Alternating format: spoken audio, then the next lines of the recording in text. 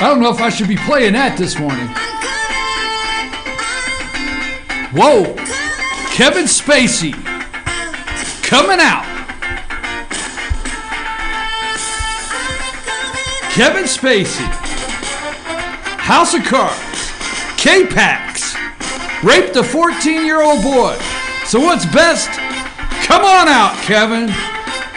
Like we didn't know. Woo!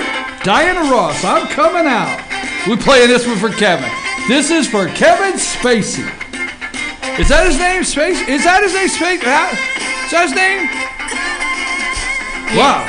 I don't know if I should be playing this. I'm coming out. That's quite... Probably not. This is dangerous. I want the world to know, Kevin said. I raped a 14-year-old.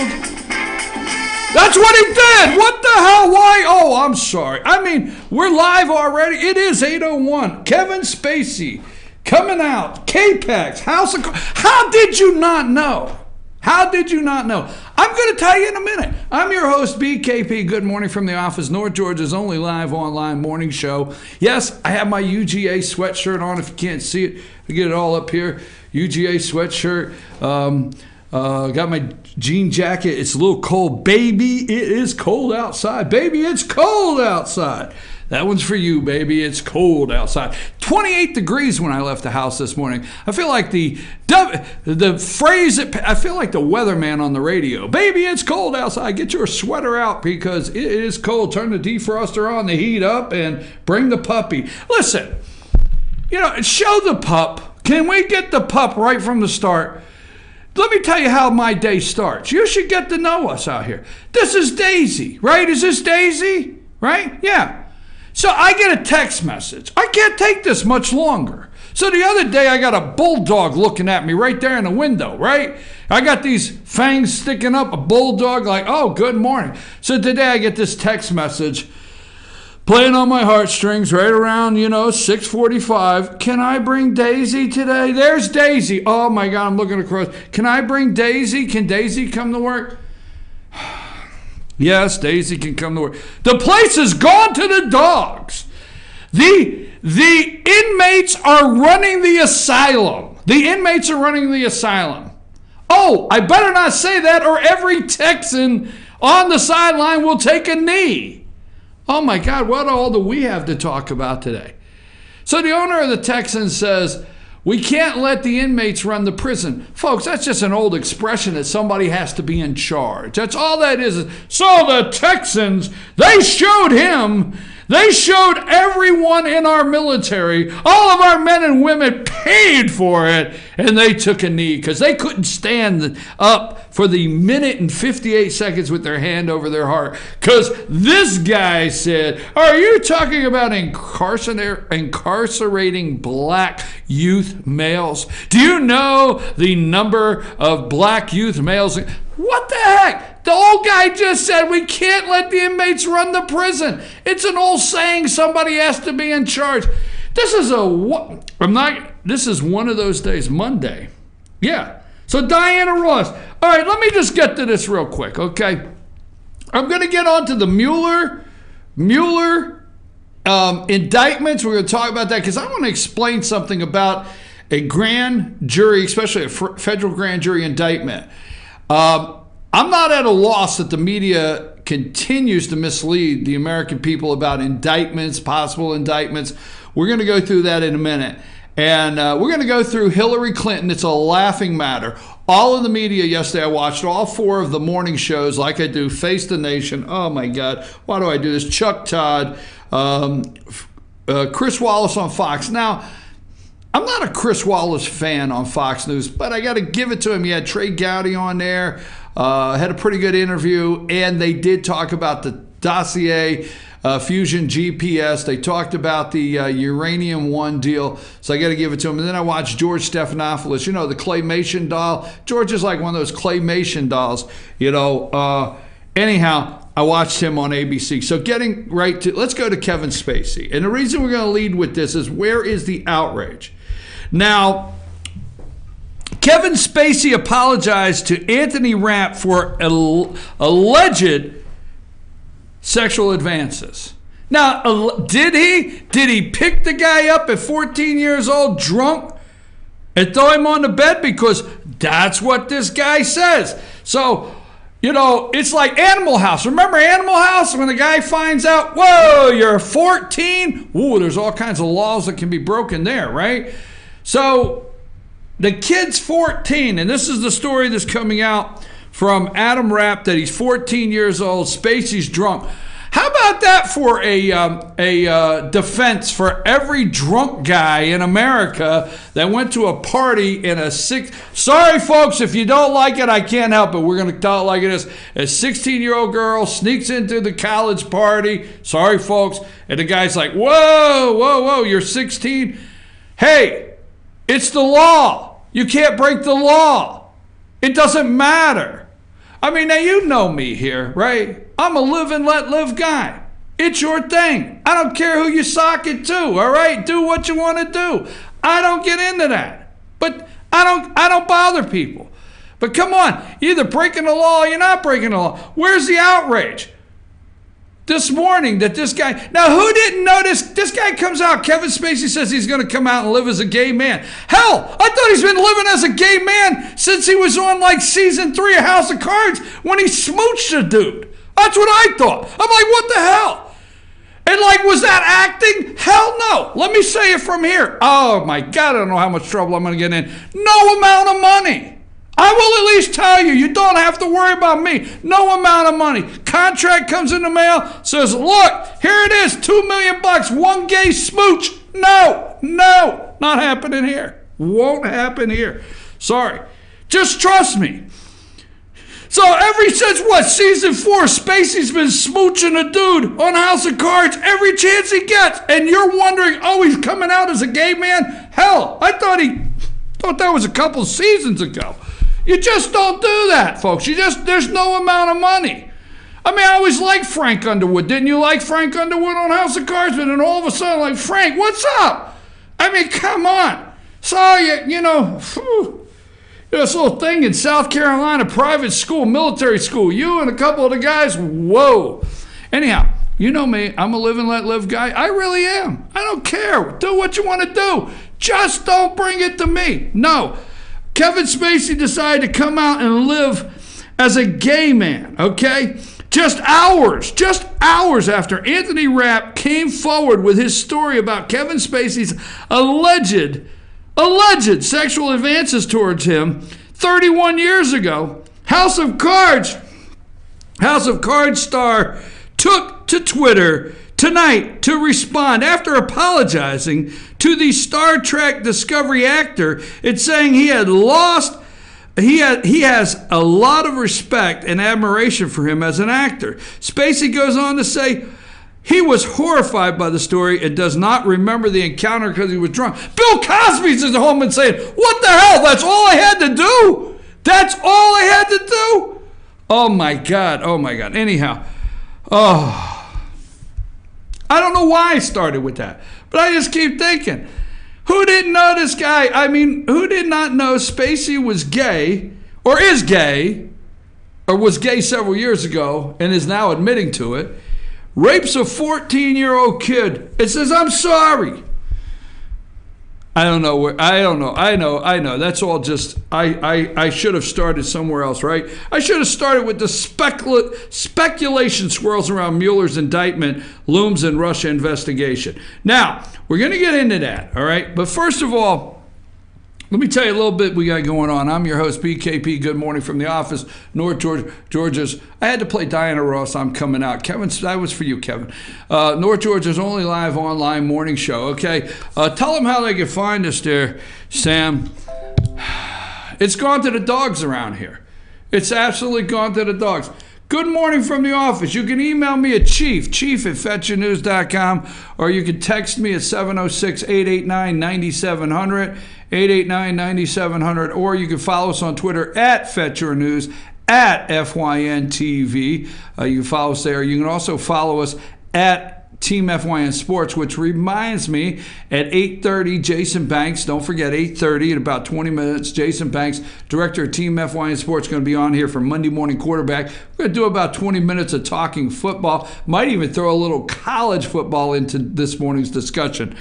That being said, moving right along, find our YouTube channel. FYN TV Fetch Your News on YouTube. Subscribe to that. Hit like on there. Subscribe to the YouTube channel. And every time we go live on YouTube or post one of our new videos, you'll get a notification. I want to say good morning to Barry and Tom. I want to say good morning to Barry and Tom from Nebraska. Yeah, that's right. Barry and Tom from Nebraska, good morning to both of you. And let's see, I don't know the names, but I want to say good morning to our new viewers in Memphis. Is that Memphis? Is Memphis go out into Tennessee, West Arkansas, and Mississippi? I don't know. But I want to say hello to our new viewers out in Memphis. We'll say Tennessee this morning. Don't know your names. Okay. Let's see what else we have on tap. Hillary Clinton, Barack Obama, and the DNC have a new way of laundering cash. So here's the deal. They put about 5 levels of don't get to me. The new way to launder campaign cash is give it to the attorney, let them launder the cash, forget about all the campaign spending laws or the campaign finance reporting laws, just give it to the attorney. What are we up to, $12 million? All right? And this dossier was paid for, this phony dossier was paid for through Fusion GPS. That paid Michael Steele, the former British intelligence agent that was assigned to Moscow for years, but because they're saying, you watch on the shows, and we don't have time to go into that, they're saying, but this was an American law firm that paid an American company, because they're really watching, saying that this is an American company because it's illegal. Oh, by the way, that made me think. Vince Flynn, Act of Treason. I thought I would get that book out this morning. You know, if everything else fails, read a damn book. Sorry, wasn't going to say that this morning so soon. But Vince Flynn, Act of Treason, thought I'd bring that out. So what they do is they pile the money over to the attorney. We'll talk about that. And then the attorney pays for the dossier. And then your campaign finance laundering rules, everything's out the window. I didn't know. I mean, I'm paying my attorney. It's one hell of a retainer. You know what I mean? One hell of a retainer, right? And then don't you get the monthly statement? Who authorized it? Who signed the requisition? I'm going to tell you. You know, if somebody spends $50 around here, and it takes about 5 minutes for me to say, Sam, who said we could do this, right? But $12 million, we have no authorization, signatures on anything. Who authorized this? Can't find it anywhere. Can't find it. We just keep going. And the media this is a laughing matter. They are laughing on this, about this all over on the media, that we still keep bringing up the Clintons. Now, let's get to the indictment, okay? Let's get to what the media is starting with, this possible. And this is where it's going to get a little boring. Don't take me wrong. You'll be okay. But you need to hear this here, because I don't know anywhere else that may tell you how this is going to work. You're waking up to all of the news, all of the noise from news about indictment. Somebody could be arrested as early as today. Mueller, the indictment that's coming down in court today. Okay? That's what you keep hearing. So let's go to, Sam, let's go to the one I have starting at 106. This is Trey Gowdy, and I forget the name of the video. What was the name of that video?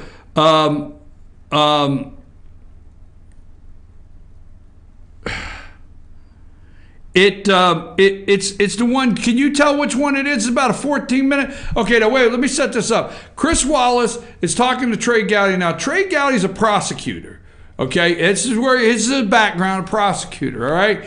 So I'm going to explain why he says what he said in this interview with Chris Wallace yesterday.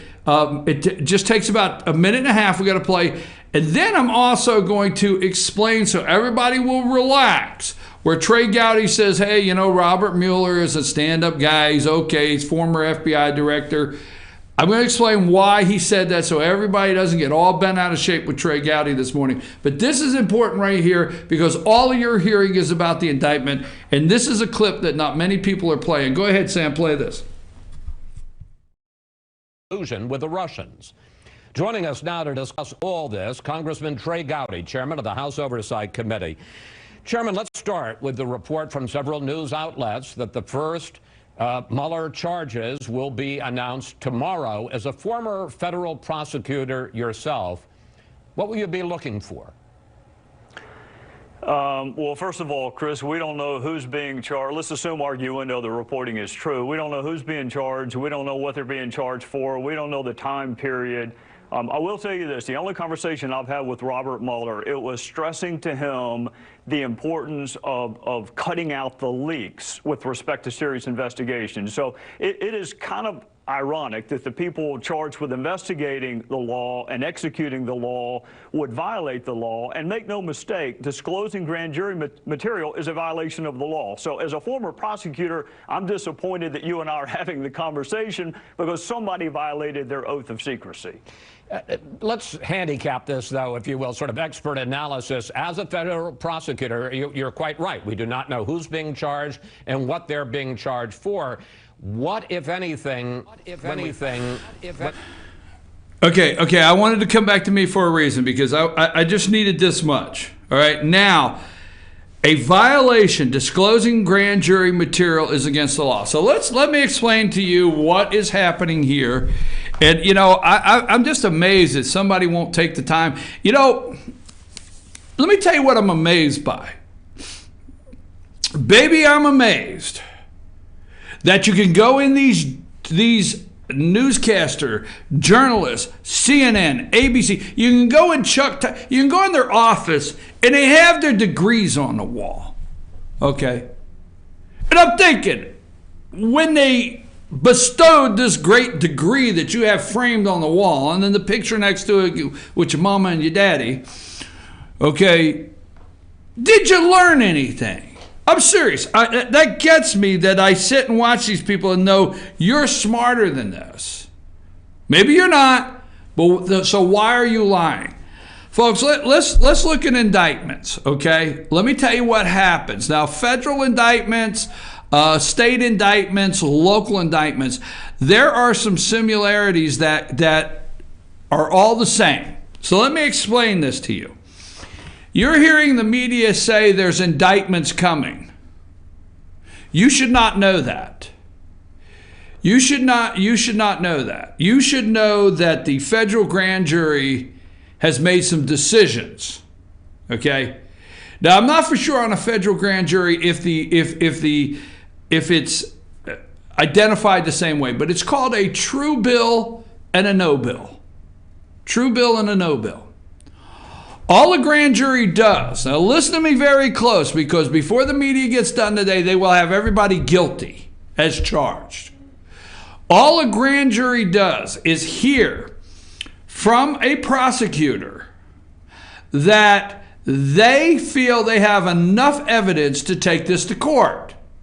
This is not a time where guilt is implied. This is not a time where, you know, innocent or guilt comes into play. This is a grand jury is where a prosecutor says, lays the case out. Here's all I have, and I think if I go to court, I won't waste the taxpayers' money, and I think I can get a conviction. This is what they say they think they could do. Or they explain to a grand jury, I don't think I have enough on this. So when they get enough on a certain situation that they're investigating, whether it be Michael Flynn or Paul Manafort, we'll talk about that. But I just want to talk about what you're hearing this morning, okay? When they get enough on that, they assemble the grand jury. Now, there's no special grand jury, federal grand jury. There are grand juries all the way down to your superior court in your states, okay? There are grand juries that are assembled maybe every quarterly or whatever. So they are already there. You can call the grand jury in to hear something. Okay, at any time when a grand jury is sworn in, you can say, hey, I've got 2 or 3 things I need to get in before, I want to get them in before the next grand jury meeting, so I'm going to call them in. It's not a special grand jury. They don't assemble these. Oh, no, they may call them in for this special situation. So let me get out of being tongue-tied and explain this. So grand jury, a federal grand jury, hears what the prosecutor feels he or she has enough evidence to go to court. They then decide without the prosecutor, supposed to be without the prosecutor, they then decide, okay, whether there should be a true bill or a no bill. True bill says that there's enough that they want it to go to court. That's it. They want to indict them for these charges and go to court. It's not saying they're guilty. A no bill says we don't have enough evidence. So after the prosecutor gets done presenting all their evidence to the grand jury, then they're supposed to leave. When they leave, the grand jury votes. Because remember, Trey Gowdy said disclosing grand jury materials against the law. That's what we're going to stick with, okay? This is how the investigation is going. This is what the Democrats will laugh at. But this is right from the start how dirty this will be. So they're supposed to vote. When they vote, they decide. They're supposed to put their decision on an indictment, true bill, or no indictment, no bill, in a folder, and it's supposed to be sealed. They're supposed to sign it. The foreperson, I guess, of the grand jury is supposed to sign it. It's supposed to be sealed. Then it's supposed to be taken by a federal agent, I don't know the detail on what agent, to a sealed place. So Friday, it should have went somewhere and been locked up. Now stay with me. It should have been somewhere and locked up in a place where nobody knew what was in the envelope. All right? This morning, a federal agent of some sort, law enforcement, is supposed to hand that to a judge, a federal judge. A federal judge should look at that individual and say, has this been out of your possession? And then that individual should have said, Your Honor, yes, I personally carried it to so-and-so. I personally locked it in a safe. I personally walked away from the safe, came back to the safe this morning, unlocked the safe, personally myself, pulled the envelope out, and presented it to you. From the time I left the grand jury Friday, this has not been unsealed, and no one is aware of what's in here. That should be what is said to a judge this morning. Okay, so a judge should be opening it for the first time. The prosecutor should be hearing it first time. Right now, it's not. I have been in these. I have went and sit in the courtroom and listened to judges open grand jury, all right, grand jury indictments. And they will read them in the case of, in public. I don't know about the federal, if they read it public, they should. In the case of, so it's the United States of America versus Paul Manafort for the charges of blah, blah, blah. But the United States of America versus Michael Flynn for the charges of, they should read them out loud. And that should be the first time. And the grand jury finds a true bill. I don't know the exact language they use in federal court. The grand jury finds a true bill and will indict plans and indictments for these charges are in effect. Period. That's it. Done. No one should know. Disclosing grand jury material. You just heard Trey Gowdy tell you. Disclosing grand jury materials against the law. It is. No one should have known. Every network. Charges forthcoming this morning. Charges coming.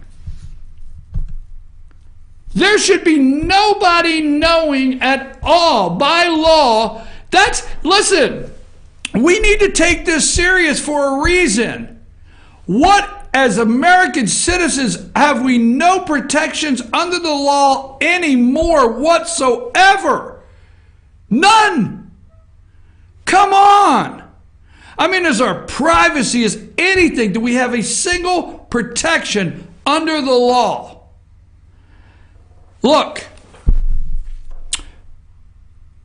Chris Wallace, to his credit, and Trey Gowdy, like they said, first, Who is being charged? Okay? Cutting out the leaks. The man in charge, the only conversation, or maybe the conversation, that Trey Gowdy had with Robert Mueller, former FBI director, was to discuss cutting out the leaks. And now we have the very first violated federal grand jury rules. I mean, I don't know, is this a mistrial from the start with the media? If there's 1 ounce of anything you believe with the media today, still after this. Now, what will happen today is a judge will open this, and maybe by time we're off the air, we'll all know. We're here from 9 to 10, but a judge will open this. And if there's an indictment, we're speculating Manafort and Michael Flynn, and we're speculating Manafort and Michael Flynn. And if there's an indictment this morning, they will call. Let me tell you what happened. They'll say, okay, they'll call their attorney, say, hey, tell them to come down. Let's arraign them on these charges in front of a federal judge. Judge will say, okay, this is your bond or whatever. Not bond. Yeah, whatever it is, okay. They'll set bail. They'll leave. Okay, it's over, not over. And then the witch hunt will really begin. But the reality is, disclosing grand jury material is against the law. But you know, the Clintons are above the law. And why we can't find out about these leaks, I don't know. And why we have 4 networks. President Donald Trump says, hey, we need to look at the license for these networks. And everybody screams, First Amendment, First Amendment. Where's my Constitution? Everybody screams, First Amendment, right? I'm with him. But we need to look at these networks. Well, I know one thing, CNN, CBS, ABC, and what was that? CNN, CBS, ABC, NBC, every one of them make the Clinton Uranium One and the Fusion GPS payment for the dossier, false dossier, a laughing matter. A laughing matter.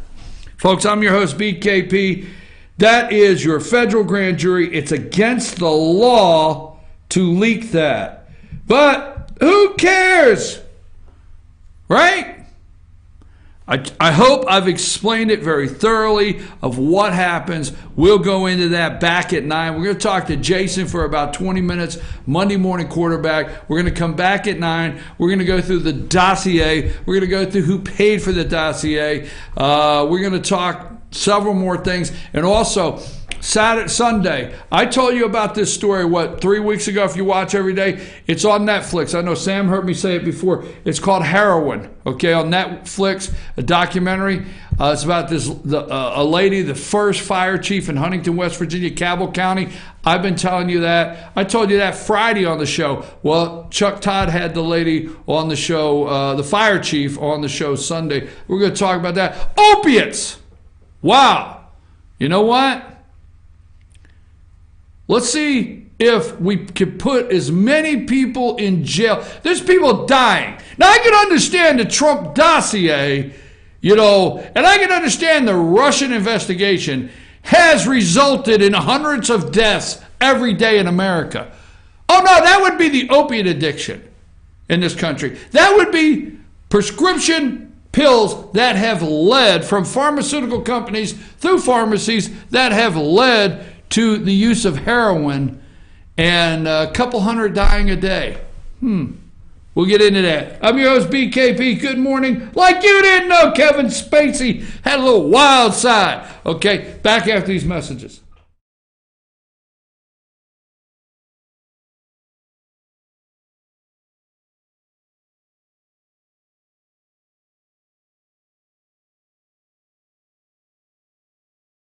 I'm Nathan Fitz. I'm running for post 5 seat of the Blue Ridge City Council race. So I appreciate your support on November 7th. So you are in my everyday office, as I like to call it, here at Remax Town & Country, Nathan Fitz and team.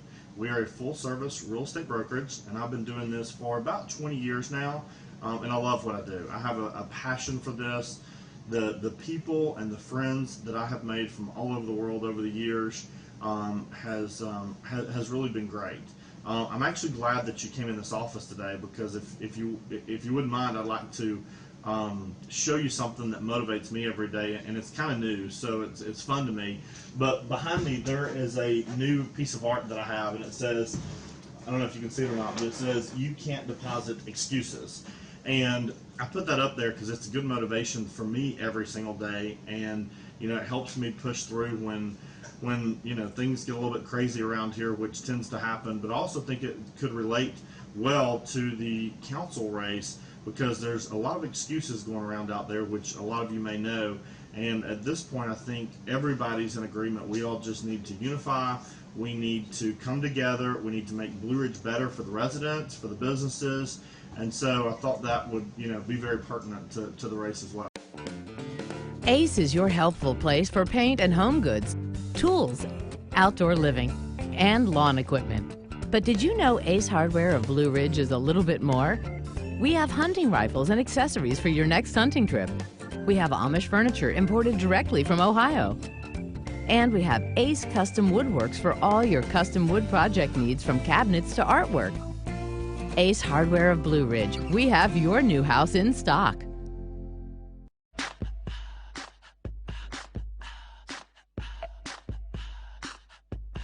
What you gonna do with all that junk?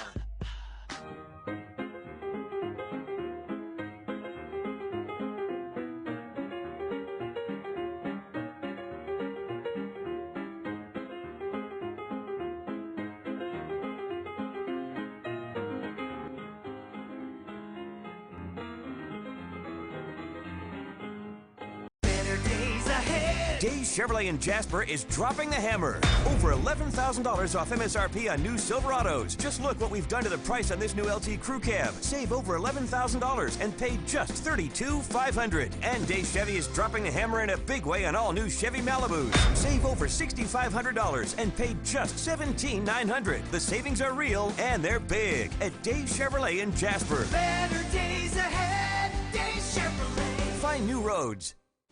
Hi, I'm Rhonda the Mattress Lady, and this is my husband Gary, owners of Mattress Overstocked in LJ next to Walmart. And we want to earn your business. From the time you walk in our door to the time we deliver your new mattress to your door, you will see the difference. Our selection and prices are the best in North Georgia, and customer service is our top priority. So y'all come on in and let us help you find the right mattress at the right price. That's Mattress Overstocked in LJ next to Walmart.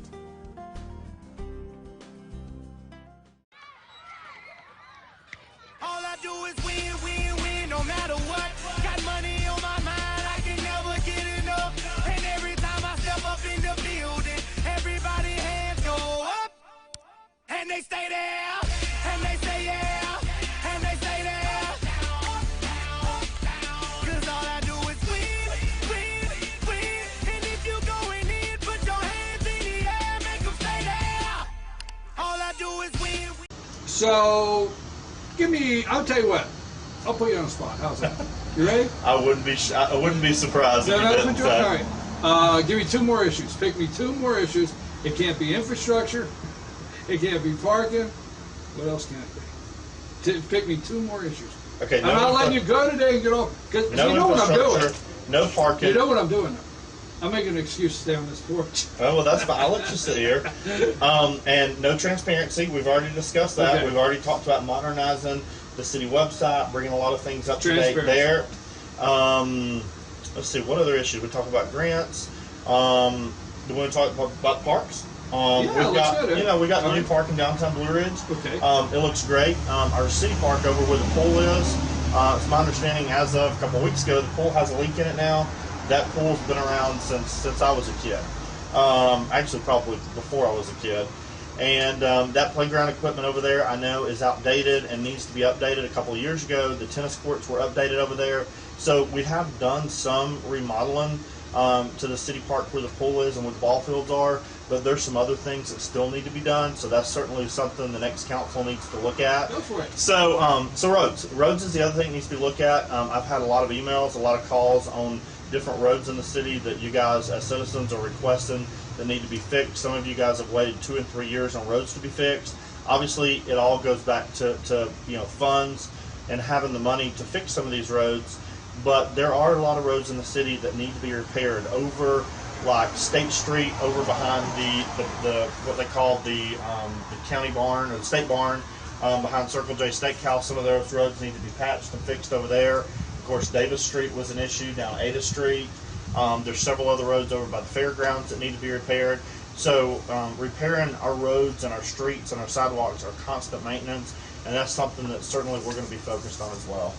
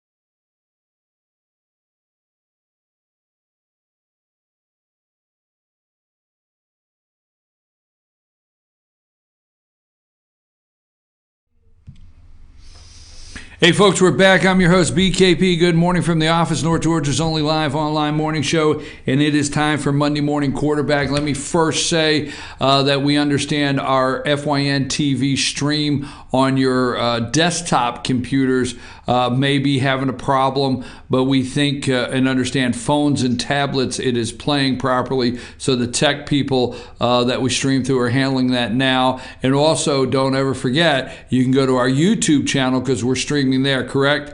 And so YouTube, we're always live on there, so you can like our YouTube channel. So there's several ways. FYNTV.com. Right now, we understand the hard computers, it's stand-ups is having a little problem. Okay, I got Jason Banks with me. Jason, how are you doing today? I am doing great. All right, we're going to get into high school, but let's start right here. Yes, I'm wearing the Georgia sweatshirt. And yes, right now, Alabama is 1, Georgia's number 2. Jason, that should create enough social media hate for us this week, correct? Almost too much. I can't wait for one of them to lose.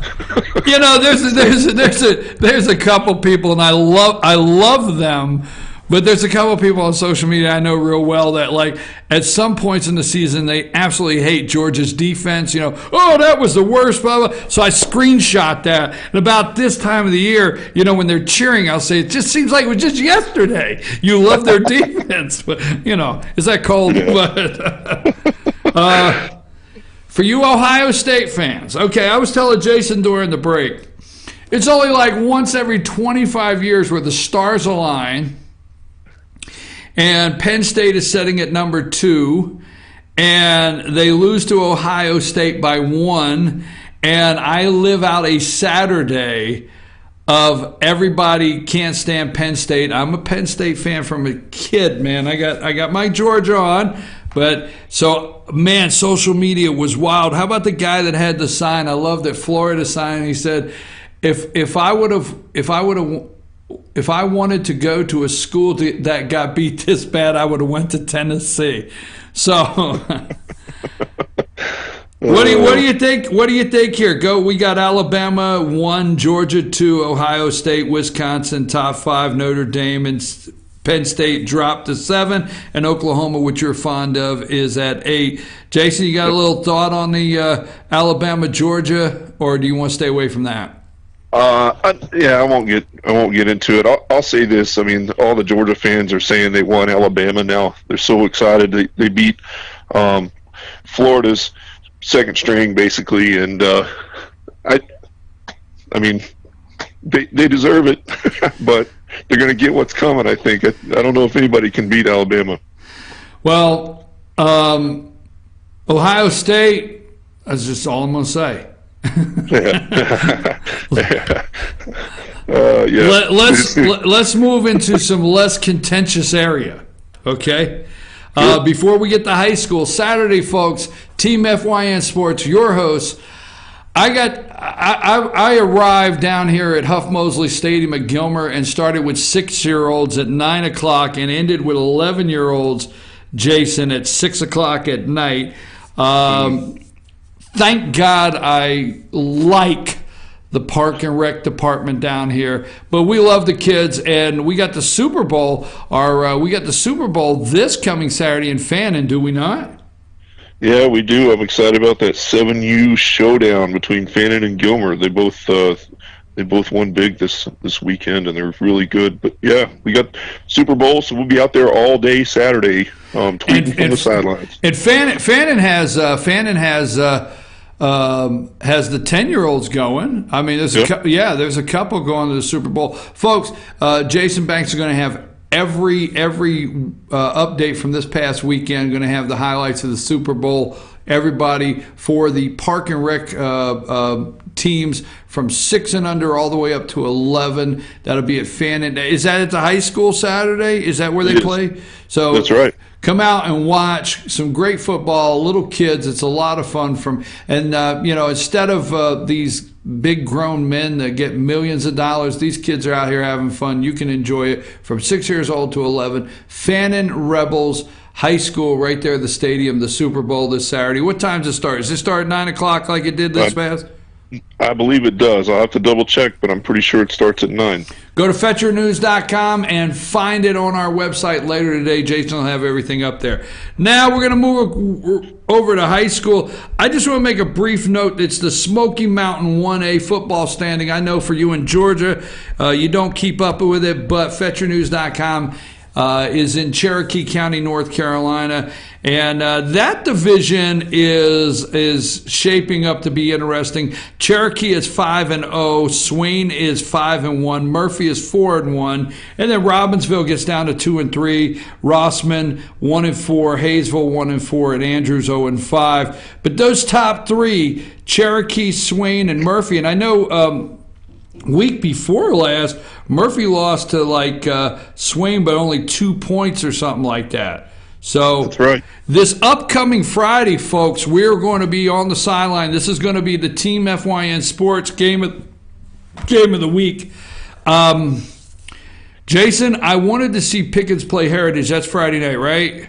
Because I haven't got a chance to see Heritage play, but I might be going over to see Murphy and Cherokee. That Murphy-Cherokee game, I think, is going to be really good because Cherokee's sitting on top and Murphy at 5-0 and Murphy at 4-1. What do you think of that matchup? Yeah, it's going to be really good. I mean, and Murphy's good enough to play with them, so should be a really good game. All right, let's move over into Georgia and playing for pride. That's all I can say because that's what Coach told us, right, Jason? Playing for pride. That's right. Yep. And but the Fannin Rebels fell Friday night to the Union Panthers, did they not? Yeah, they did. Cole Wright just had a huge game. They couldn't contain him, couldn't stop him. It's what we were afraid of. It's what Fannin fans were afraid of. Battery level icon. Sorry about that. Was in need of a recharge. Thankfully, I was looking up. Go ahead, Derek. What now? Cole Wright, for the Panthers, he had a huge game. Fannin's defense had a hard time containing him.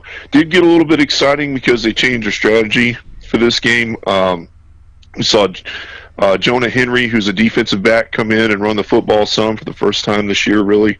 And Cody Jacobs, starting tailback, was taking snaps. So they moved the ball pretty well when they were doing that. They actually scored, but Union adjusted, of course. They figured out what was going on, and they found a way to stop that.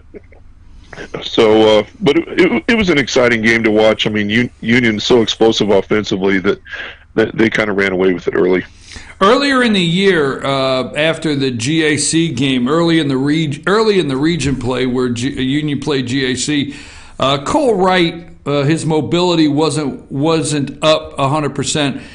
So you're saying Friday night Cole Wright was looked to be 100% back there in the pocket? Yeah, I didn't see any signs that he was hurt at all. So he looked great. Well, what about this coming Friday night with East Hall? I mean, Fannon's playing for pride, and they went down on that one, and I think the Lumpkin game just took the wind out of their sails. Just me, but you were on the sideline. What about East Hall this Friday night? East Hall's got a really good offense, but they lost. They lost to North Hall this week. Right. So who knows? I mean, last game of the year should be a good one. Well, that puts Greater Atlanta Christian. This is 3A Region 7 football in Georgia. 3A Region 7, Greater Atlanta Christian 5-0, Dawson County 5-0, North Hall 4-2, East Hall 2-3. So that should be a good game Friday night. And then you got Lumpkin, Union, and Fannin sitting at the bottom. Lumpkin 1-4, Union 1-4 in the region. And this upcoming Friday night, Lumpkin plays Union, but although they had a great game against Fannin, they can't take Lumpkin for granted, can they, up there? No, I don't think it'd be very wise. I mean, we know that Lumpkin likes to control the possession, control the clock. So if they're able to do that and they're able to run the football like they did against Fannin, then they could essentially take Cole Wright out of the game. And that's about the only way they've got a shot. So you can expect that's what they'll try to do. I think they threw 5 passes against Fannin, so expect that they probably will not throw the football against Union either. So, folks, we will keep you up. I mean, if Fannin goes 0-6 at the bottom of the region this year, obviously there's going to be some discussion after the season of the program itself. It would be my suspicion. I don't know anything, but wouldn't you agree that there has to be a coming to the table and assessing where the program's at if they go 0-6 in the region? Yeah, I mean, I expect that they probably would. It'd be hard not to. I mean, be hard. They probably will, but I don't know. I'm like you. I don't know that though. Well, folks, this week on Friday nights, we will be having Friday nights this week. All of our shows at 7:00 will be senior night. They will all be senior night, and we'll highlight as many seniors as the coaches bring. What? No, Fannin's next week. Oh, okay. All right. Well, they tell me what's happening after. I mean, just could you guys keep me in a loop? Just let me know. Sure. And Sam's over there saying we told you 3 times. I already know. Did the whole world hear that? Okay. Anyhow, Pickens versus Heritage. Friday night. Yes, Pickett. Pickens did beat up, which that's what we'll go with that. They beat up on Lafayette pretty good Friday night with a 62-7 win, and I think they just had to make a statement after coming off that 55-21 loss. I think they had to make a statement 62-7 against Lafayette, and they play Heritage, and this is actually their play-in game for them, is it not? Yeah, this is it. This is it. They need to win this one. Is that where that stands? Is they need to win this one to get in? Got to. Yep. Have to beat Heritage. Good enough. I think they probably are good enough to do that, and should be a good game.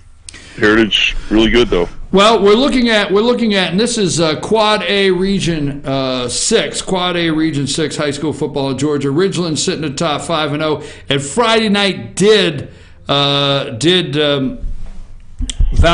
confirm they're the region champs. So Ridgeland, congratulations to Coach Wesley Tankersley and the Ridgeland Panthers at 5-0. Heritage is 4-1. Pickens is 3-2. Southeast Whitfield is 3-2, and Northwest Whitfield is 3-3. So there's 3 teams there: Pickens, Southeast Whitfield, and Northwest Whitfield. That this coming Friday night balances out who goes 3-4. True, and maybe even, well, I shouldn't say more important than that. I won't say that, but maybe even more exciting than that is this is Gilmer's chance this week. Go Cats! Yeah, got a shot. You know, I was going to get to that, but let me ask you a question. If you could do me a favor by this Friday, every Friday morning at Blue Jeans Pizza in Blue Ridge, we end the show. Jason and I take about 15 minutes and look at Friday night, and we make our predictions there. But do me a favor, look into the Ridgeland Heritage Pickens, and we'll talk to Coach.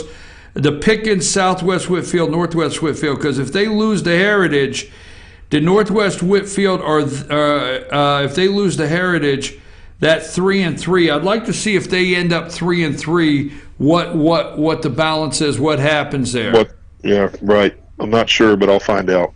Because I don't remember who Heritage lost to, and if that loss is obviously to Ridgeland. It is. If that loss is obviously to Ridgeland, and Northwest is at 3-3. But anyhow, they have to win tonight against Friday night against Heritage. You brought it up. I'm going to say it, folks. This is we'll call this our Super Bowl of the year right here. Gilmer Lafayette, right? 0-5, 0-5. Both of these teams are 0-5. Gilmer did score 2 touchdowns against Ridgeland. It wasn't a fourth quarter, but against Ridgeland this past Friday night. And Gilmer and Lafayette both sitting at 0-5. This is the game that Gilmer could walk away from the season and saying, you know what, this is the work paid off. Yep, this is it. They got to do it. Got to come together, and it's a win. They got to get a win. Finish the season with a win. Well, I don't want to get in trouble here, but I can't remember the last time that Gilmer lost to Lafayette. Maybe that was last year. I don't know. But we will see. Jason, anything on the wrap up this morning before we close on anything in football, anything around the state, anything that you've been looking at you want to talk about? Just go ahead and throw out White County real quick. White County beat West Hall this week, 33-28. That was a good game. Came down to the wire. So now they get the pleasure of hosting Marist. So watch. Yeah. Marist. Yeah, have you ever been down to watch somebody play at Marist? No. I tell you what, the Holy Father don't let you have any points on that scoreboard. I've been there, man. Well, they're playing at White County. This will be senior night for them. So who knows? Maybe the Warriors will pull off an upset, knock Marist down a little bit. Maybe they will, but White County is maybe a team that's not getting the recognition they deserve. Would you agree? Yeah, absolutely. I think everybody wrote them off because of how bad their season was last year, and they won some big games this year. What was their season out at White County last year? What was their season like last year?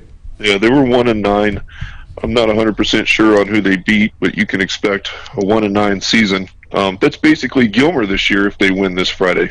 So right. So what we're highlighting is anybody out there that's struggling and having a tough time this year. White County was 1-9 last year, and are they definitely in postseason already? No. They got to win. They got to win. Yeah. All right, they got to win Friday night. Okay, this is Jason Banks, Team FYN Sports. We'd like for you to find our Team FYN Sports Facebook page. Team FYN Sports. Also follow us on Twitter at Team FYN Sports.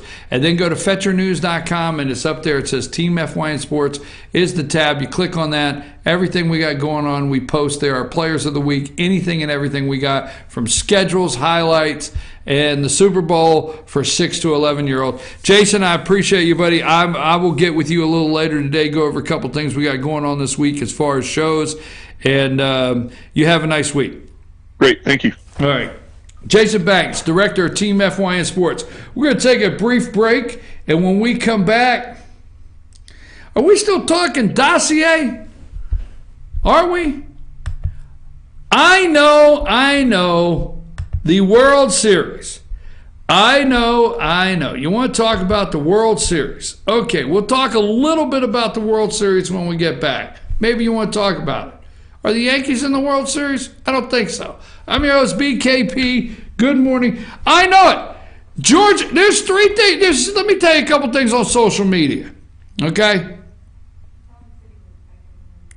CityLink is back up and running. The main screens are running on CityLink on our fyntv.com. So if you're back on fyntv.com, it's back up, and we appreciate the technical department that got that handled. But also a reminder, it was playing on the phone, which we understand maybe tablets, and our YouTube channel, FYNTV, Fetch Your News on YouTube, is always live. So, okay, where was I at? All right, social media. Where was I at?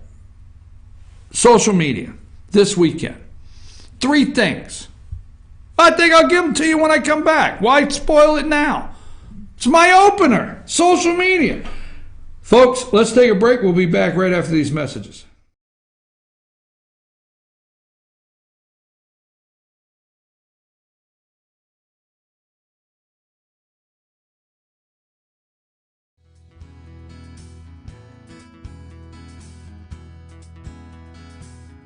Hello, my name is Chad Watkins. I'm the manager at Larry's Body Shop. We are a family-owned and operated business and have been serving the North Georgia area since 1978. We are located at 1216 Progress Road in LOJ, Georgia. Our shop specializes in collision repair, and we work with all major insurance companies. Larry's Body Shop is ICAR Gold, the highest role of training recognized by the collision repair industry. It is estimated that only 10% of collision shops meet these standards. Our shop consists of state-of-the-art equipment such as laser measurement system, down-drive spray booth, spot and MIG welding equipment. All of our paints are mixed on-site so that we can guarantee your paint to match every time. I know that having an accident can be a stressful event. We take pride in making sure our customers are satisfied with the repair of their vehicles. Our waiting area is clean and comfortable with free Wi-Fi and refreshing beverages. So if you're in an accident, stop by and see us at Larry's Body Shop. North Georgia Diamond is your source for diamonds. Come on in to view the area's largest selection of fine jewelry at North Georgia Diamond. All repairs and designs are done on-site by our jewelers. And North Georgia Diamond has the lowest prices on loose diamonds. You can also sell your gold, silver, and coins at North Georgia Diamond between Walmart and Lowe's in East LJ. Locally owned by Bill and Allison Craig, North Georgia Diamond is your source for diamonds in North Georgia. When I think about our day and the time we've spent together and going to sit down at a couple of your business, everything you do surrounds this city. Live, eat, sleep, work, it surrounds the city of Blue Ridge. It does. I actually always say this is a live, work, play lifestyle in downtown Blue Ridge. What are some of the things, if you're sitting out here, you think about as issues if elected city council member? Well, first of all, if I could tell you all the things I thought about on this porch, I would go on for days. This is a great thinking porch, but you know, I think to put things into perspective, this is the surface view that everybody sees of Blue Ridge, and you know, our residents, the people who come and visit Blue Ridge. But the thing that has me most concerned and that we really need to focus on are the things that are not surface view, the things that are underground. We've got a lot of issues with our sewer system right now. We have the new water plant in the city of Blue Ridge, which is great. Payments are going to have to start on it soon, but we really need to update and repair our infrastructure. We've got a lot of flooding going on in downtown Blue Ridge, which I know a lot of people are concerned about. So, Blue Ridge today is beautiful as people walk by, but there's a lot of things in the city as far as the infrastructure, planning, zoning, issues like that if we're going to keep Blue Ridge the wonderful place that it is, that we've really got to focus on over the next few years.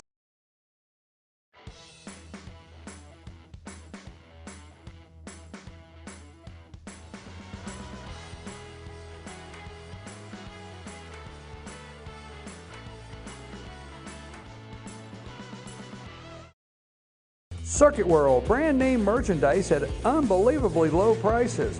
Furniture, appliances, and electronics. Circuit World is locally owned and operated, serving the tri-state area. Circuit World has highly trained professionals to help. Visit your hometown Circuit World today. 3 locations in Georgia: LJ, Blue Ridge, and Blairsville, Franklin, and Murphy, North Carolina. No credit checks. So let Circuit World deliver to you today.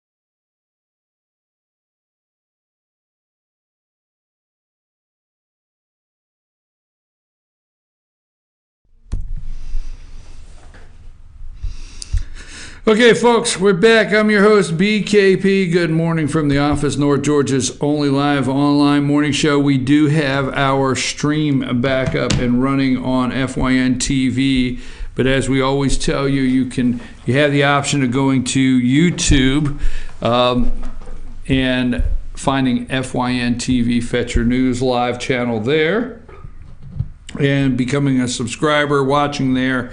And I think it was playing on phones and tablets, just not laptops, I guess, or desktop computers. Anyhow, let's go back to the show. Now, social media, all right?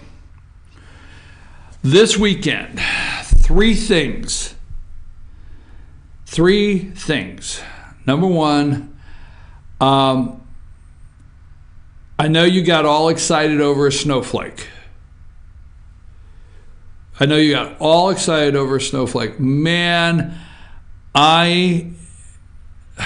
snowflake.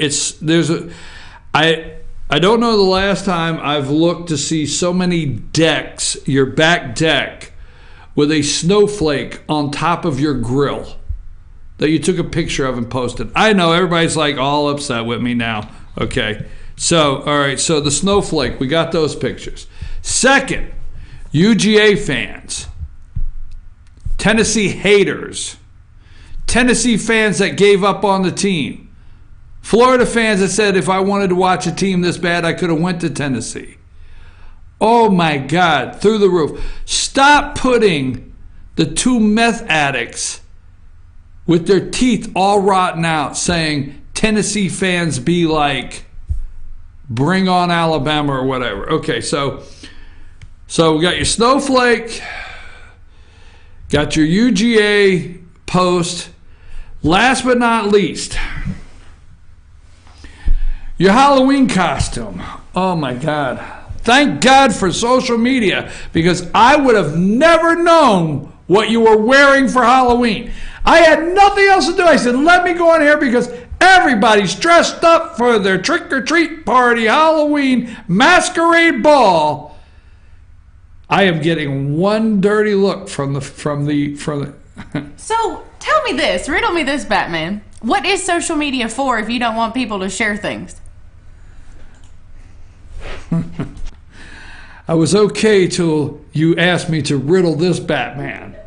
It was okay until you threw Batman into it. All I'm saying, I have no problem with your costume. It's okay. It's cool. It's good. It just was a social media nightmare this weekend. Oh, I called it a nightmare. Now everybody's going to take a knee on the show. All right? Speaking of taking a knee, nearly entire Texan team kneeled for the anthem after the owner's inmate comment. Now, this is where we're at. Leading up to week 8, there was promising progress being made in the conversations between the NFL owners and the players. The conversations.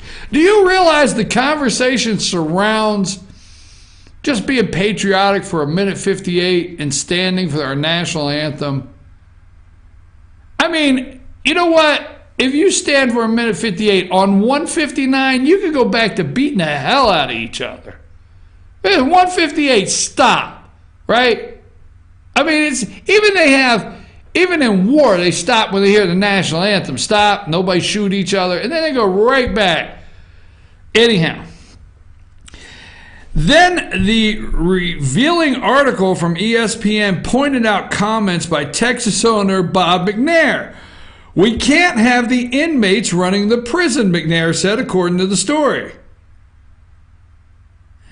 McNair would confirm the quotes via an apology issued from the Texans. NFL players did not appreciate it, ripping the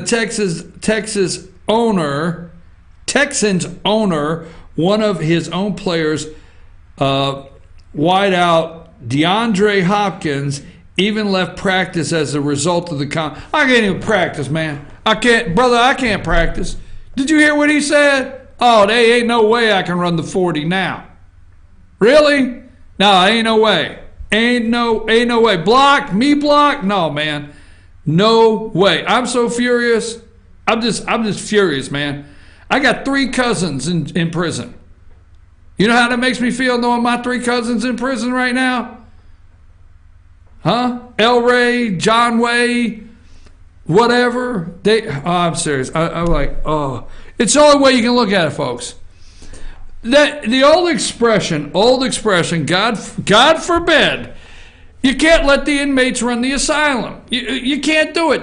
It's just an expression of somebody has to be in charge.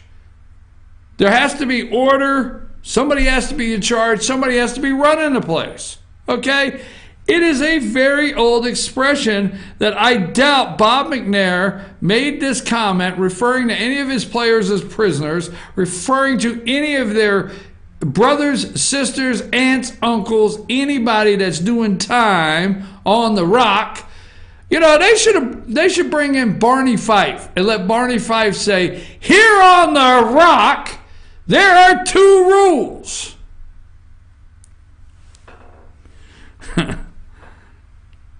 The rules are, in the second, obey our rules. Seriously, folks. Okay, that's what we got down to. And I, for one, do not watch the NFL. I do not. Now, if you're watching NFL, I have a friend of mine who watches the NFL. Hey, what are you doing? Watching football. Okay, good. You do what you got to do. You know, you do your thing. That's true. All right? Boom. I got the old turn the remote control off. That's where I'm at. I do not watch NFL. They can have it. They can flat out have it, all right? So, moving right along. Remember this. I want to remind you of a couple things, okay? Now, we talked about the speculation swirls as Mueller indictments, looms, and Russian investigation. But everybody made fun. Now, Hillary Clinton, the only investigation that should be done. So we're going to play a couple clips, okay? We're going to talk about those. We're going to play a couple clips. Baby, it's cold outside. It's still cold outside, ain't it? Baby, it's cold outside. All right, I'm trying to find my notes here. Okay, remember, things have not changed. If you thought, I'm going to play this one for example. If you thought Trump would be elected president of the United States, would ever be respected by the media on day one, you missed this exchange. This is one of the favorite exchanges on the debate. It's called 1 on 3. Do you have that one? 1 on 3. Get that one ready. Tell me when you got it. All right. Remember this. We need to look at these because there's times we need to remember some things because you're getting ready to get some false, I don't know, I haven't checked during the break, some false lies about the Russian investigation coming out as indictments to cover over The deep state. Yes, the deep state. So let's play 1-on-3 video just to let you know where we're at today, and we knew this back in the campaign. Secretary Clinton, you can respond, and then we got to move on. We want to give the audience a chance put here. in jail, let alone after getting a subpoena from the United States Secretary Congress. Clinton, you can respond, then we have to move on to an audience question. Look, it's just not true, and so please you didn't delete them? Allow her to respond, please. Personal emails, not official. 33,000? Well, we turned over 35,000, so it was. What about the other 15,000? Please allow her to respond. She didn't talk while you talked. Yes, that's true. I didn't. I didn't in the first debate, and I'm going to try not to in this debate because I'd like to get to the questions that the people have brought here tonight to talk to us about. And get off this question. Okay, Donald, I know you're into big diversion tonight, anything to avoid talking about your campaign and the way it's exploding and the way Republicans are leaving you. But let's at least focus on some of the issues that people care about tonight. Let's get to their questions. We have a question here from Ken Karpowitz. He has a question about health care. Ken? I'd like to know, Anderson, why aren't you bringing up the emails? I'd like to know. Why aren't you getting to the bottom? We brought up the emails. No, it hasn't. It hasn't. And it hasn't been finished at all. Ken Karpowitz has a question. It's nice to 1-on-3. 1-on-3. 1-on-3. 1-on-3, folks. 1-on-3. It's just not true. Now, that's all Hillary Clinton ever has said in the past, said that night, and says today. It's just not true. They've got nothing else to do. Now, they're going to tell you that the Uranium One deal. Now, first of all, you have to make a decision. You have some decisions to make. Do you believe in the deep state? Do you believe the FBI is in the tank with the deep state? Do you believe as the swamp drains, this is exposing the deep state? Because I don't know the exact number, but what they will tell you on the Uranium One deal, where Bill Clinton got a $500,000 payment, okay, $500,000 payment for the speech, and then he got they got a major donation to the Clinton Foundation, okay, and then it was approved through. They're going to tell you several agencies that the Uranium One deal, the only Russian ties and the Russian collusion is with the Clintons, the Obamas, Eric Holder, Loretta Lynch, John Podesta, Tony Podesta. The list goes on so deep. That's the collusion. And the diversion is it's just not true. So the media is helping the Clintons sell that there were several agencies, 7 I think they said, that had to approve the Uranium One deal. Guess what? Do you think it's possible the agencies that had to approve it got their payment? That's my words. Allegedly got their payment as it made it through. Here, put this on your desk. You guys get together, rubber stamp it. Okay, next time you show up at the state fair, the guy that's, deep frying butter sticks, he's going to have a bag of $100 bills in a brown bag. Just go to the guy, he deep fries butter sticks at the fair. He'll give you the money. I'm just saying, I don't know, is it crazy? So anyhow, that is right there. Now, this is the thing that I think the President of the United States needs to do. I hope it is close. I hope this is very close right now. We're going to get into his Twitter feed. We're going to get into opiates, but right now I hope this is close. You got that other video? This is about 2 minutes. You're going to remember this one too. Hillary said his campaign was exploding. Watch this video also. Let's go. I think the one that you should really be apologizing for, and the thing that you should be apologizing for, are the 33,000 emails that you deleted and that you acid washed. And then the 2 boxes of emails and other things last week that were taken from an office and are now missing. And I'll tell you what, I didn't think I'd say this, but I'm going to say it. And I hate to say it, but if I win, I am going to instruct my Attorney General to get a special prosecutor to look into your situation, because there has never been so many lies, so much deception. There has never been anything like it. And we're going to have a special prosecutor. When I speak, I go out and speak. The people of this country are furious. In my opinion, the people that have been long-term workers at the FBI are furious. There has never been anything like this, where emails and you get a subpoena, and after getting the subpoena, you delete 33,000 emails. And then you acid wash them, or bleach them, as you would say, a very expensive process.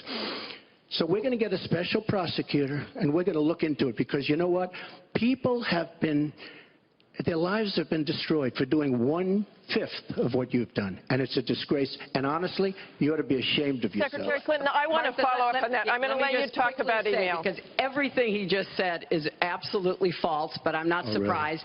In the first debate, the audience needs to calm down here. I told people that it would be impossible to be fact-checking Donald all the time. I'd never get to talk about anything I want to do and how we're going to really make lives better for people. So, once again, go to HillaryClinton.com. We have literally Trump. You can fact-check him in real time. Last time at the first debate, we had millions of people fact-checking, so I expect we'll have millions more fact-checking because, you know, it's just awfully good that someone with the temperament of Donald Trump is not in charge of the law in our country. Yeah, because you'd be in jail. Secretary Clinton.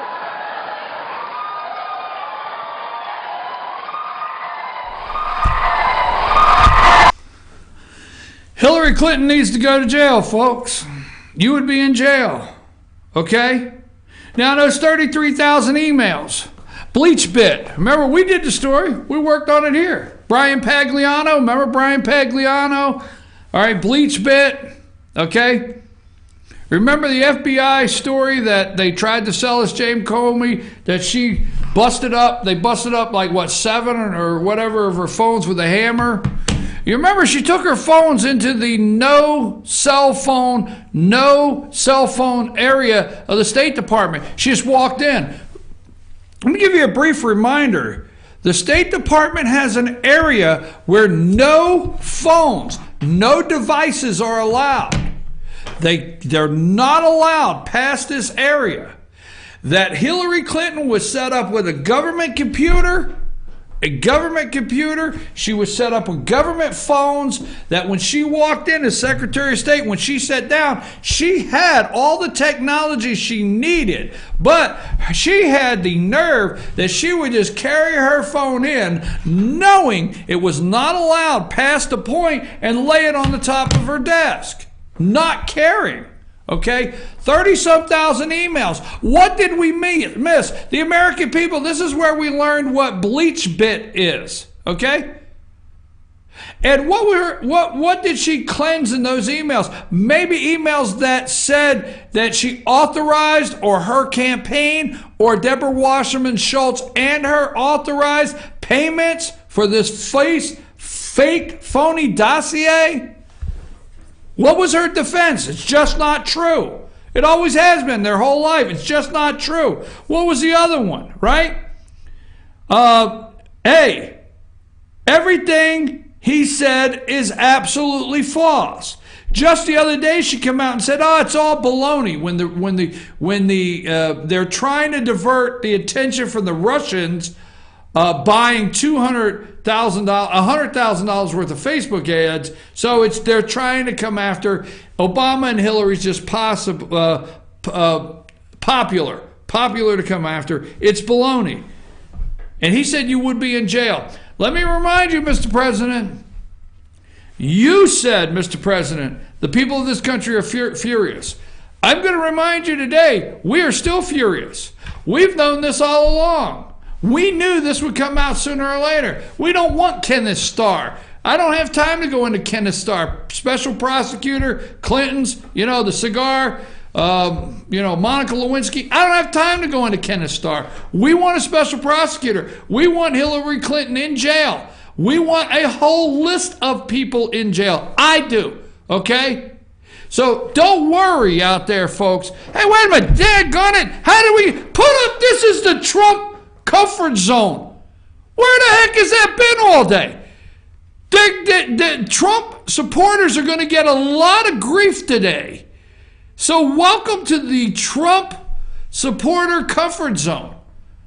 What the heck? If you don't bring all these dogs to work, if it's not a friggin' kennel over there, we can hear what's going on. Is it Rose's fault? I'm over here. See how this works? I'm over here. What did I do? How did I take it out? I had the coolest graphic that said, welcome to the Trump supporter comfort zone. No. Boom. Gone. Just like that. Conspiracy, folks. There it is. That's it right there. Welcome to the Trump supporter comfort zone there, folks. Right here. This is your Trump supporter comfort zone. Okay.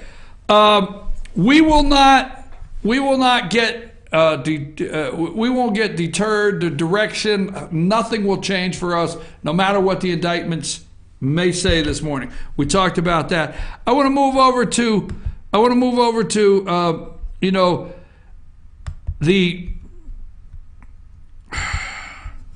let me get a couple more things out here before this show is. How come I don't have more time? The Russian dossier dam is breaking.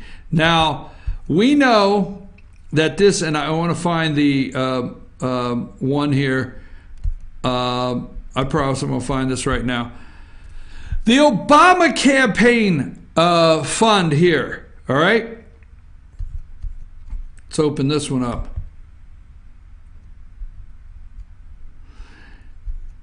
Obama paid nearly $1 million to the law firm that hired Fusion GPS to compile anti-Trump dossier. All right? Did the former President Barack Obama's campaign organization, Obama for America, play a role in creation of so-called anti-Trump dossier made by Fusion GPS? A new report suggests it may have. What did the report say? According to the extensive report from the Federalist, OFA, which we know who that is, Obama there for America, paid nearly $1 million to the same firm, Perkins Cohen. All right? That funneled money to Fusion GPS. Funneled money. Laundered. Laundered, folks. We have campaign finance rules.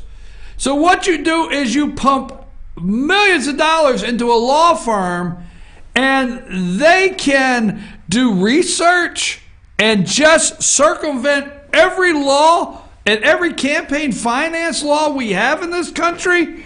$1 million to the same firm, Fusion GPS, the opposition research organization that made the dossier at the request of Hillary Clinton's campaign and Democrat National Committee. Records with the Federal Election Committee show OFA has paid the law firm $907. It's one hell of a retainer.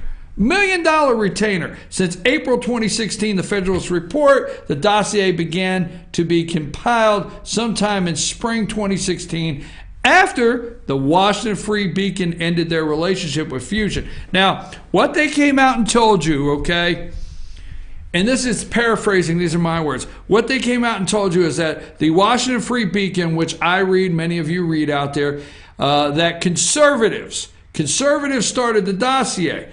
But what happened is the Washington Free Beacon ended their relationship. Okay? Basically, they said, I don't see this going anywhere. They ended their relationship, all right? But they picked up where the Washington Free Beacon left off. Okay, Clinton officials, campaign organization Hillary for America paid Perkins Cohen nearly $5.1 million. $5.1 million in 2016, while the DNC paid the firm nearly $5.4 million in 2016. FEC records show. All right? Who authorized all this? Really? Let me see what else I have here. Trump Let's see. Trump calls for investigation into Clinton ties into the dossier. We played that video a minute ago. Wonder if Jeff Sessions will grow. Well, let's say what he does. President Trump on Sunday lashed out in a series of tweets over the ongoing investigation into Russian interference in the 2016 election, and he termed a lack of investigation into Hillary Clinton. Okay, never seen such Republican anger and unity as I have concerning the lack of investigation on Clinton. Clinton made fake dossier, Trump tweeted. Instead, they took a phony look at Trump-Russia collusion, which doesn't exist. Let me tell you the most unifying thing in the Republican Party. Instead of us talking about how the Republican Party is splintered, fractured, or is at the end, the most unifying thing for the Republican Party is just this. Hillary Clinton. Hillary Clinton, Bill Clinton, George Soros, but Hillary Clinton knows how to unify a Republican Party faster than anybody. No matter what you call and do a poll on Republicans, Hillary Clinton unifies them every single time. Clinton lawyer kept Russian dossier project closely held. This is the lawyer.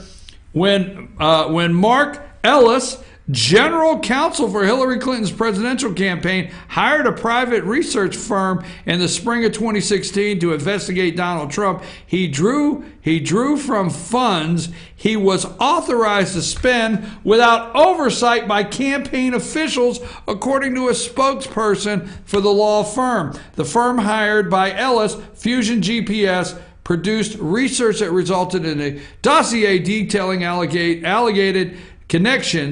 connections between Trump and Russia. Okay?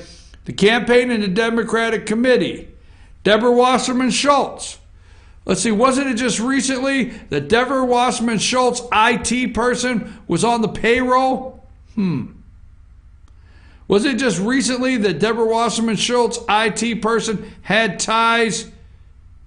Let's see. We don't have time for that story, do we? Oh, by the way, Seth Rich, he's dead. Yeah, just throw it out there. How can you bring up DNC, Deborah Wasserman Schultz, Hillary Clinton campaign, and you don't talk about this guy that was with the DNC as a staffer, like a low-level IT guy, walking down the street, lights on, killed, boom, done. Nothing taken. Just by the way, I'll tell you what, there's a whole lot. It's 9:28. I want to come back and talk about opiates. I want to talk about opiates. Stay with me. Don't leave now. I'm your host, BKP. Take us a break, Sam.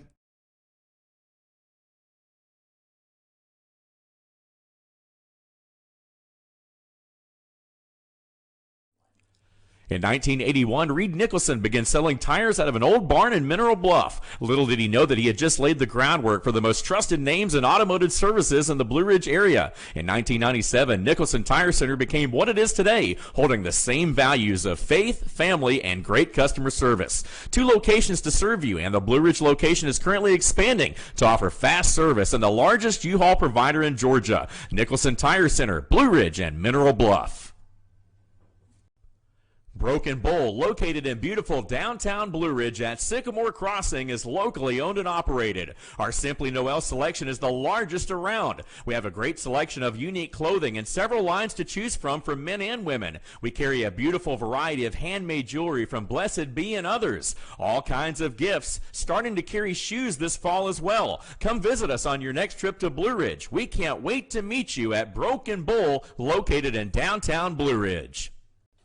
Papa's Pizza to Go in downtown Blue Ridge is the best in the area all-you-can-eat buffet. Call ahead or order online now at papaspizzatogo.com. Use our convenient pickup window for the best in pizza, subs, wings, breadsticks, salads, and more. And be sure to check out our lively game room. We serve lunch and dinner, catering available, take out or dine in. Papa's Pizza to Go in Blue Ridge, proud sponsors of the Fannin County Rebels. The Tupelo Tea mission is to provide over 80 premium tea blends for tea lovers who are looking for ways to explore new flavors and blends. Come visit Tupelo Tea, located in beautiful downtown Blue Ridge at Sycamore Crossing. Be sure to sample our various varieties of honey and tea. Visit us on the web at tupelotea.com or call us at 706-946-TEAS. That's T-E-A-S. Tupelo Tea, located in beautiful downtown Blue Ridge. This is my hometown. I mean, most of my family lives here. Many of my friends live here now. I'm hoping my kids may come back and live here one day. They're both at college now. But a lot of people ask me, why are you wanting to get into the craziness of politics and running for council? And, you know, I started asking myself, at some point, you've got to give back to what has been good to you, and this has been a great industry and a great town to be in real estate in, and it's just my time to now give back to the community and help Blue Ridge for, you know, the next generation. I think those of us who have kids want to make things better for our kids, and I'm in that same boat. The day-to-day activity in the real estate business, you know, unifying buyers and sellers, negotiating contracts, and at the end of the day, both parties feeling like they're happy and satisfied with the transaction is very similar, that you can relate it to any business or, you know, to the council. So one of my strong suits, in my opinion, is I am good at negotiating and compromising and bringing people together. So it's what I've been doing for 20 years. And I think the council needs that voice of reason that can bring people together, that, you know, leaves all the personal issues aside to just focus on what's best for Blue Ridge.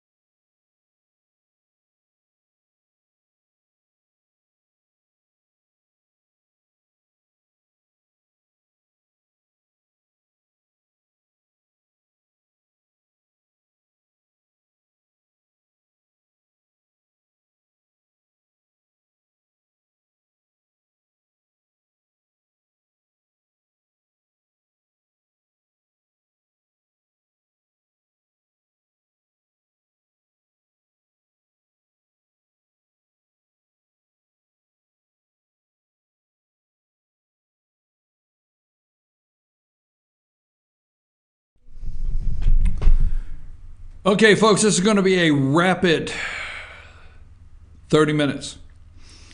Let's go with the first one. MSNBC News Wall Street Journal poll, President Trump's approval ratings. Okay, as you can see, now only 38% down.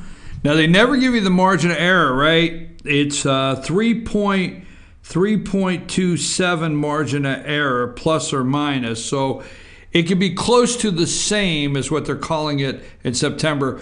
But the approval, 43% in September, 38%. Lowest in modern history for a president in their first term. And then they go through all the other presidents, how great they were received by the American people at this time. His disapproval rating is up from 52% in September to 58%. So let's go among Republicans. Let's do that one. Let's go among Republicans. All right. Among Republicans, all right, 81% approval. You want to unify Republicans, say Hillary Clinton, 81% approval, 17% disapproval. So if there's anything where this poll is concerned, any truth in it, 17% of the establishment out there, okay, 17% that Jeff Flake's only has in Arizona a reason he won't run. 81% approval looks good among Republicans because that will cause Republicans, this new brand of Republican. You know, Republicans is supposed to be the big tent party, all right? And the 17% love the big tent party, but they kind of feel like it's the circus tent now. It's like the big top circus tent that Trump has as a party. 81%. So let's go to Dems to control Congress. This is what they're trying to lead you to believe. Who should control Congress? The poll says Democrats should control Congress. 48%, Republicans only 41%. So we're going to push those three things together. Keep an eye on the midterms. But don't forget, 81% of Republicans right now in this poll are showing a favorable rating of the President of the United States. Only 17%. That's the Dean Heller crowd / Jeff Flakes / little Bobby Corker that are against it. All right, now let's go with what's next. Let's go with opiate addiction. Show me that picture, okay? Now, this is the opiate addiction in Cabell County, West Virginia, all right? Now, this is not the town. This is not the town. When you hear West Virginia, this is not the town in West Virginia that 3 million pills went through this small pharmacy in the middle of nowhere. This is not the town. But here's what I want to remind you of. Senator Joe Manchin of West Virginia was the governor of West Virginia. Yes. Joe Manchin was governor of West Virginia when all this was going on. Don't forget it. Okay, when you bring up, if you go and Google right now, and Joe's up for re-election, all right? So if I'm running against Joe Manchin, I'll tell you right now, I would go after him hot and heavy of, hey, I am tired of you doing these phony commercials with you having a shotgun and saying, if I go to West Virginia, I'll blow up Obamacare. Wasn't that Joe? Do the research for me. Tell me what you think. Wasn't that Joe Manchin that put Obamacare or something on a thing and said, he shot it or something? Wasn't that him with his Second Amendment rifle? How about this? I would go after you, Joe, in a heartbeat about the prescription pills, like 3 million that went through this small pharmacy down around Mingo County, West Virginia, somewhere down around Logan, somewhere down around southern West Virginia next to the Kentucky border. Oh, yeah, right. This is not even it. You were governor, Joe Manchin. You left and you ran for governor, for Senate, for Jay Rockefeller's seat. Okay? Just saying. Now, opiate addiction in Cabell County, West Virginia. This is on the Ohio River, folks. This is Huntington, West Virginia, home of the Marshall Thundering Herd. Okay? Cabell County, West Virginia. And the opiate addiction in this, 10% of the population is addicted. I think there's 97,000 in this county. I think this county has 97,000 people, okay? 10% of the population is addicted, okay? $100 million in medical cost, all right? Overdoses are up 443% in the last 2 years. Now, let me explain something so that way for everybody that's taking the president to task. Let's stay on opiate addiction just for a minute. Everybody's taking the president to task for what he did the other day. They're saying it did not go far enough. Now, in the words of Antonin Scalia, we love separation of powers when it's convenient. We love to have a Congress. We like for the House and the Senate to do things methodically. We like to have a Supreme Court, and we like to have an executive branch. We love separation of powers when we want to use it to our advantage. Now, what Donald Trump did the other day is he went the distance on his executive order on opiate addictions as a national crisis, as he legally should have, but he opened the door for Congress. So if you want to take anybody to task for money to be funded, President Donald Trump opened the door for Congress to allocate money for treatment, to go after this problem head on. So don't take the president to task, hey, he didn't do enough. Now, I want to show you this one picture. Put up Fire Chief Rader. And I don't know how much time we're going to have, but put up. Now, this is the first female fire chief in Huntington, West Virginia. All right? And she is named, her name is, let me get to it here. Nice little article.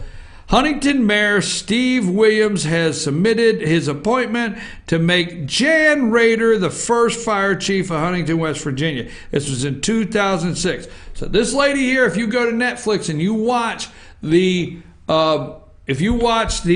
documentary called Heroin, this is the fire chief in Huntington, a city within Cabell County. I want to get to my notes I made while she was on the show yesterday. Stay with me. I have it here. Okay. Big circus tent, DNC, Trump. Okay. 80%. All right. 80%, she said, start with a legal prescription. Now, not that people get a legal prescription for opiates themselves, but the legal prescriptions are done and filled, and they may sell you these pain pills or these opiates, but 80% start with a legal prescription. Now, when they can't get the pills any longer, they go to heroin. Synthetic heroin, I forget the name of it, okay? The new heroin, they go to heroin. All right? Now, when you have a president of the United States naming this a national emergency, and every single day we talk about this, let's not forget. First, let's go here. There are some very good doctors that prescribe pain medication. There are people that live in pain daily.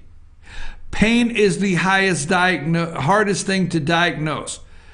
In a lot of ways, all doctors could do is ask you. There's no medical test for pain.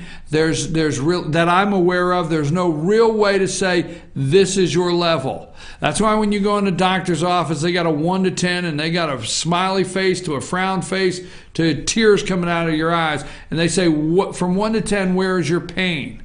All right. So we have surgeries, we have back problems, we have things that happen to people that they are an enormous amount of pain they live in every day. B, we have some very good doctors that prescribe things to help alleviate the pain of their patients. And C, I don't know if I'm at A, B, C, or D, but C, we have some pharmacies, very good pharmacies, that prescribe this medication based on the prescription of good doctors. Now, let's say all that happened. We have a pharmaceutical industry that knew. They have lobbyists. They have drug dealers. Okay? I'm going to get in really big trouble here. But we don't like drug dealers. Do you know me? If you don't know me, I can't stand it. I can't stand drugs. I have zero use for drugs. I talk to people about their grandchildren. I talk to people about the little kids in this country. No use whatsoever.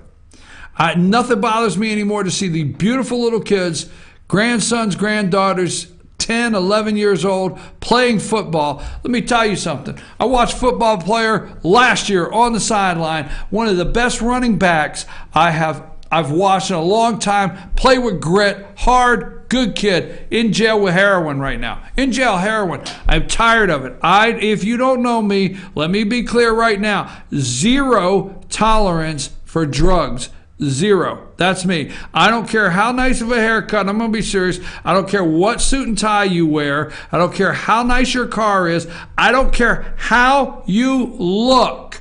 meaning the people that are actually moving and pushing these drugs look like your local little, let's not go there, I know I'm going on the edge of getting in trouble, okay? You always put up these preconceived notions of the drug dealer. The guy going, psst, hey, come back here in the alley. He gets it from somewhere, okay? I watch Breaking Bad. Anyhow, I have zero tolerance for it.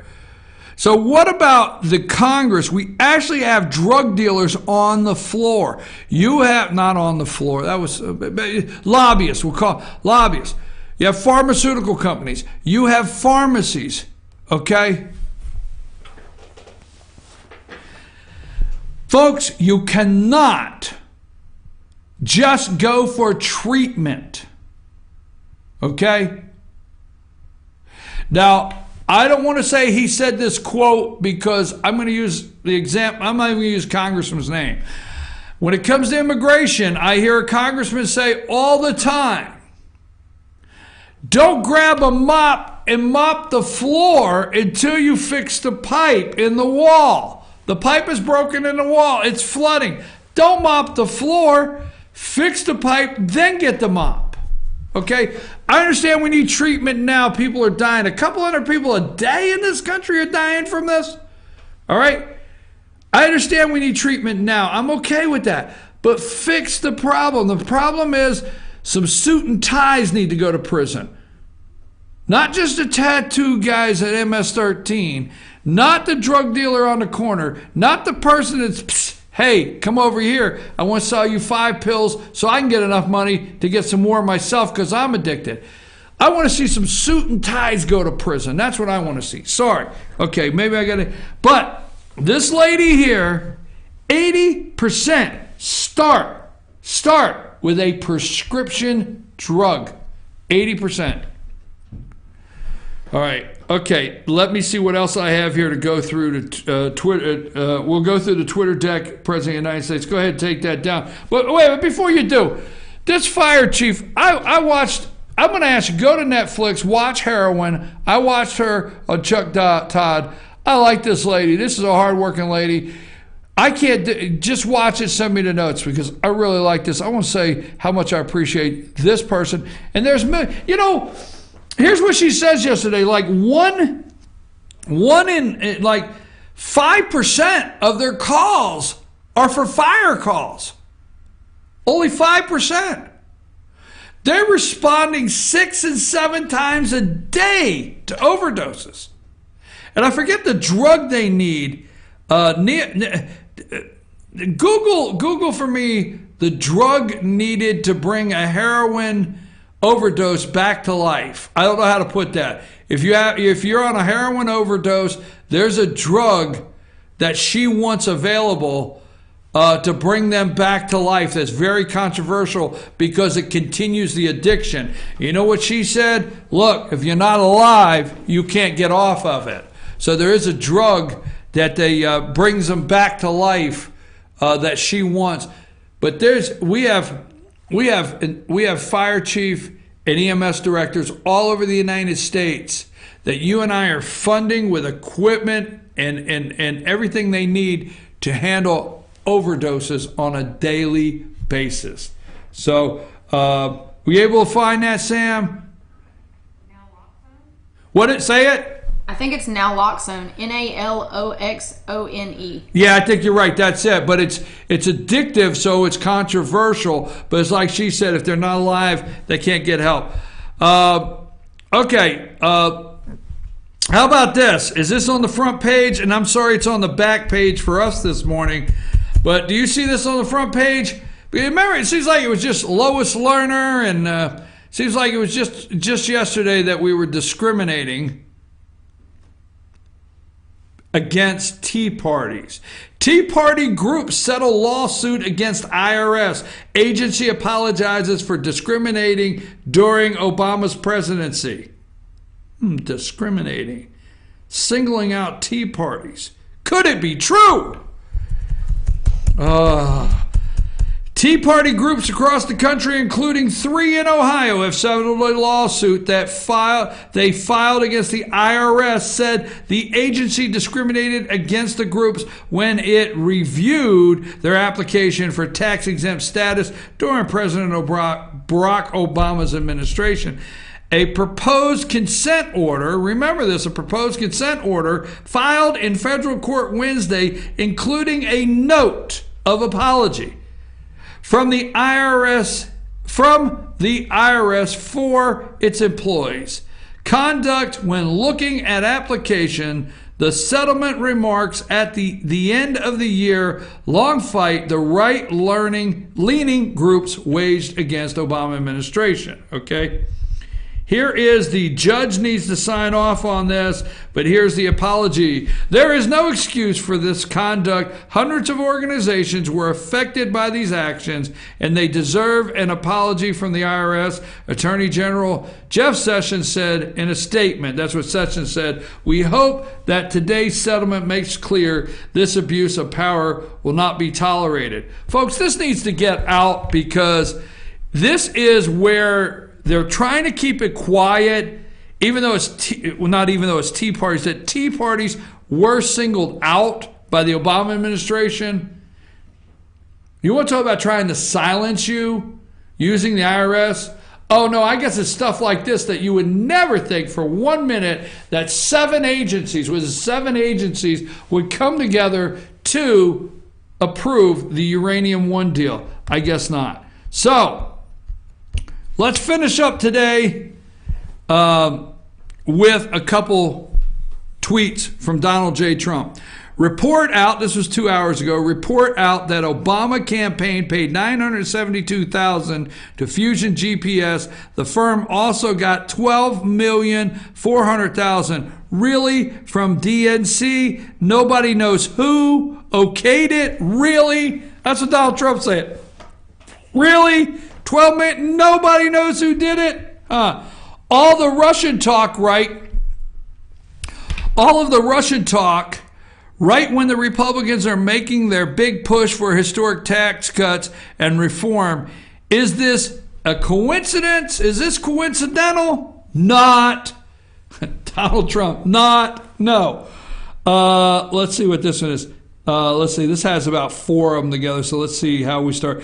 Never seen such Republican anger and unity as I have concerning the leak of investigation on Clinton-made fake dossier, now $12 million, the uranium to Russia deal, the 33,000 plus deleted emails. Oh my God, Sam, and I'm the one that thought to play that video clip. Oh, God, the 33 plus deleted emails, the Comey fix, and such more. Instead, they look at a phony Trump-Russia collusion, which doesn't exist. The Dems are using the terrible and bad, are using this terrible and bad for our country witch hunt for evil politics, but the Republicans are now fighting back like never before. This is so much guilt by Democrats, Clinton, and now the facts are pouring out. Do something. Oh, let's see. Didn't we play those clips? Do something. It's time. It is time. Oh, it is time. You know, and he even had time to throw Michael Moore under. I don't have time to go through all of these. They are great. And I, for one, can we put up, you are at the Trump supporter comfort zone. Can we show our folks the Trump supporter comfort zone? That's it, folks. You are here. We are the Trump supporter comfort zone. It is going on 10 o'clock. Do we have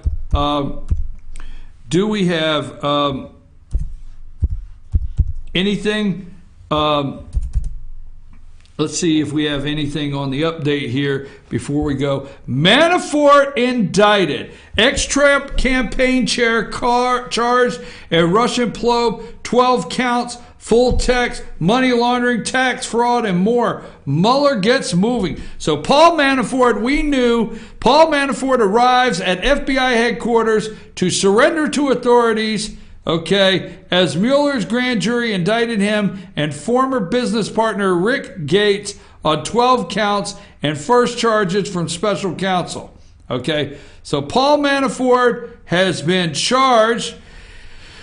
Former Trump campaign manager surrendered to federal authorities on Monday as the first charges from the probe of Russian meddling into the 2016 U.S. presidential were unsealed. Okay?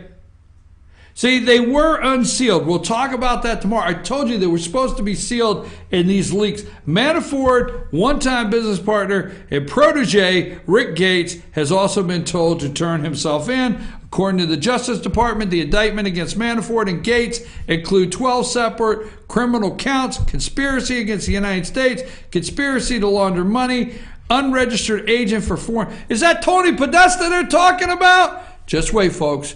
Just wait. This is a start.